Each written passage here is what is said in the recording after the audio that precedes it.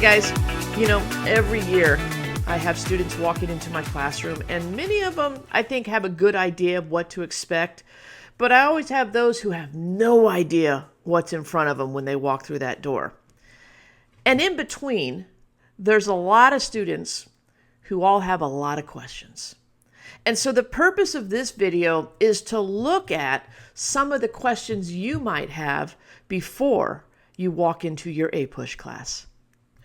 So what I did was I polled former students and teachers, and I tried to bring together a set of questions that could maybe alleviate some of the anxiety you might have about taking APUSH this year. So if you're ready, we're going to get right into it. Question number 1. What is APUSH? Well, first of all, APUSH is an acronym. It stands for Advanced Placement United States History. And what this course does is it gives you a comprehensive look at United States history from pre-Columbia America all the way to the present day. And we look at that history through several different lenses, specifically through political, economical, and social analyses, as well as cultural developments over time. Question number 2. This is my first AP class. Is that okay? Absolutely. Listen, everyone has to start somewhere. And to be perfectly honest with you, the only advantage that students who have taken AP have coming into this class that you don't have, especially in the history world, is a little bit more exposure to the skills you're going to have to build over the year. When you look at advanced placement histories, they all have the same structure. You learn the same historical thinking skills. You learn the same writing skills. They have the exact same rubrics for their essays, and the structure of the exams are the exact same. But that's where the similarities end. They have the foundational block to start building, but if you don't have that, don't worry about it, because you're going to learn that too. We're going to cover all of that throughout the entire year, so you'll be just as strong as anybody who has already had an AP class. Question 3. I took World History AP last year. What's different about AP US History? Well, simply content is a big difference, but how that content is presented is also a big difference. You see, in world history, there's a lot of content. I mean, you studied history of the whole flippin' world. In AP history, we're just looking at the United States. World history, you learned topics in general terms, broad spectrums. You looked at trends across time periods. What we're going to do in U.S. history is we're going to get into the details. It's very detail-oriented. The people, the events. I think the easiest way I can describe it, and I've described it numerous times this way, when you study world history, you're studying trees. You have a bunch of trees in front of you. You're going to study the oak tree and the maple tree and the elm tree. And you're going to look at similarities and trends across those trees. In APUSH, what we do is we take one of those trees and we look at the leaves. And we break down those individual leaves and look at how they make that tree that tree. It's just about the details. Question 4. Well, how does my AP US History compare to a regular US History class? Again, it's about the details and the time periods. Most regular US History courses cover half of the time periods that we'll cover. We cover from 1491, pre-Columbian America, all the way to the present day. If you have friends in a regular U.S. history class, they're probably starting right after Reconstruction in the mid-1800s, and they're coming all the way to present day. But don't worry, we're going to catch them before the end of the year. I think I'm on question 5. A lot of history to cover, Lennox. How is your class structured? How are we going to get through all of that? Well, the AP curriculum is structured in 9 separate units, and each unit represents a very specific time period. For example, the first unit we cover is 1491 to 1607. That's pre-European contact and exploration. Other units include colonization or the early republic, sectionalism in the Civil War, the Gilded Age, the World Wars, the Cold War. Each of these individual units we will dive into in depth. And each one has its own level of excitement that I can't wait to share with you. Question 6. What about tests? How do you assess what we're learning? Well, first, there will be exams, but I'm going to assess you throughout the year in different ways. There'll be quizzes, there'll be exams, there'll be essays, we'll have class discussions, we'll do group work, minimal group work, but each one plays a key role in teaching you U.S. history, as well as preparing you for the AP U.S. history exam at the end of the year. Now, quizzes are going to be the most common thing in our grade book, and quizzes essentially test your knowledge, the basic facts that you have learned or memorized. When we get into exams, that's where you bring that knowledge and you demonstrate the historical thinking skills using that knowledge.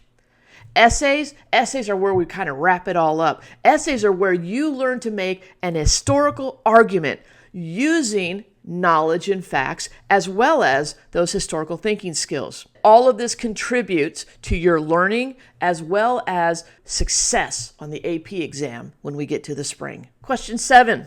What is your class like? What kind of stuff will we be doing day to day? Well, nothing fancy. I'll be honest, there's going to be your traditional lecture and note-taking, but that's not everything. We'll be doing document analysis together. We'll be writing together. We'll be working together in small groups. There's a lot of different ways we can learn history, and I try to use all of these ways in order to enhance your learning in the classroom. Is it always going to be fun with bells and whistles? I'll be honest, no. But I really believe that every day you come in the class, you will learn something new and something that you can use. Question number 8, the one you've been waiting for. Is there homework? Simple answer, yes, there is. I'm not going to lie. We've got a lot to cover, and you've got to take the responsibility of some of that information. There's just no way I can cover everything in a 48-minute class. So you have to take the onus of learning some of it as well. Now, what I will never do is give you busy work for homework. Every bit of homework you do is going to help you in this class. Typically, it will probably be reading. Reading is a key component of this class. And if you're not a really strong reader, you will become a strong reader because it just takes practice. So there will be homework. It is something that I would love to see my students do every single night. It reinforces what we do in the class. The work you do outside of class is going to help you be successful in class. It's that intangible that I can't necessarily put a measuring stick to. But when you're doing it, I'm seeing it. I'm seeing it in your work, and I'm seeing it in what you're producing in class. So yeah, there is homework. Question number 9. So besides homework, what is my responsibility in this class? I'm glad you asked. Now listen, I understand that my class is not the only one you're taking. I also understand that many of you are involved in extracurricular activities. And I have nothing against extracurricular activities. I participated in them too. In fact, I think extracurricular activities are vital to becoming a well-rounded student. But the challenge you're going to face is finding a balance between those activities and your responsibility as a student. I hate to play this card, but extracurricular activities starts with the word extra. This is something you're doing extra outside of class. And I'm not telling you don't do it. I want you to do it. But again, you need to find balance. You are a student first, and the other stuff comes after that. Now listen, I support you in all of these activities. I'll be standing on the sideline cheering you on, or in the stands yelling and screaming when you make that shot or get that kill shot. I'll even be leading the standing ovation in the audience after your performance. I will support your passion, but in exchange, I want you to support my passion. And as much work and effort as you put into your extracurricular activities, I want you to do the same for your classes. Because as your teacher, I've put in a lot of work and effort into preparing you to be successful. And so here's the deal. I'll support your passion, but I need you to support my passion. Final question. You talked about a lot of stuff. How hard is this class really? Simple answer, that depends. That depends on you. That depends on the effort you put in. And honestly, it depends on how much you like the class. If I have a student come in who loves history and loves reading about it and loves studying it, I think they'll probably have an easier time. But let's be honest. Most of you are not fans of history. You just think it's a bunch of old dead guys and a bunch of years that you have to memorize. Well, I'm going to tell you right now, it's so much more and it's so much better than that. Remember the last question? This is what I'm passionate about. So, will there be hard moments? Without a doubt. Will there be challenging times? Absolutely. But here's what you have to remember. I am with you every step of the way, and I'm going to give you the tools and resources you need to be successful. We're in this together. When it's all over, when you walk out of that exam room taking the AP US History exam in 2025, you're going to walk out with a level of confidence that most students will never experience, knowing that you faced that beast and you won. Can't wait to see you in class. I hope I answered all of your questions, or at least most of them. It's going to be a great year. Hang on. This is going to be fun.